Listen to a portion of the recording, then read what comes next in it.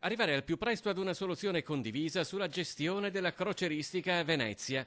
Se sulla questione il sindaco Brugnaro ha scritto all'UNESCO imputando al ministro Toninelli la responsabilità del ritardo sull'avvio di un'alternativa al passaggio delle grandi navi in bacino San Marco e sul canale della Giudecca, il presidente della regione Luca Zaia, favorevole all'approdo a Marghera come il comune, schiva le polemiche e si appella al buonsenso. La partita di Venezia deve essere risolta, io spero che si trovi una soluzione perché il tema delle crociere è irrinunciabile e bisogna trovare un'alternativa alla viabilità. Una c'è già, che è quella che abbiamo indicato nel comitatone del novembre 2017, che è quella del canale dei Petroli, che è una viabilità che esiste già.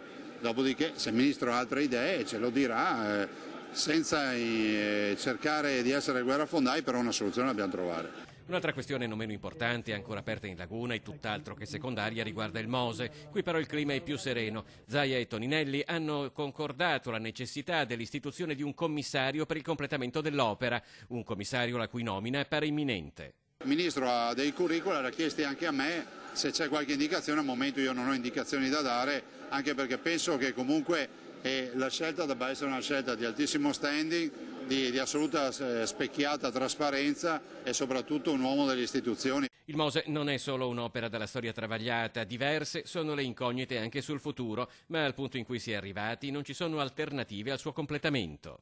Direi che sarebbe uno spreco immane a non metterlo in funzione, dopodiché personalmente ho dei dubbi sulla funzionalità, ma non sono un tecnico, ma soprattutto ce li ho sul fatto che la gestione peserà 80-100 milioni di euro all'anno e non si è ben capito chi li paga. Di certo non la regione del Veneto e quindi i veneti.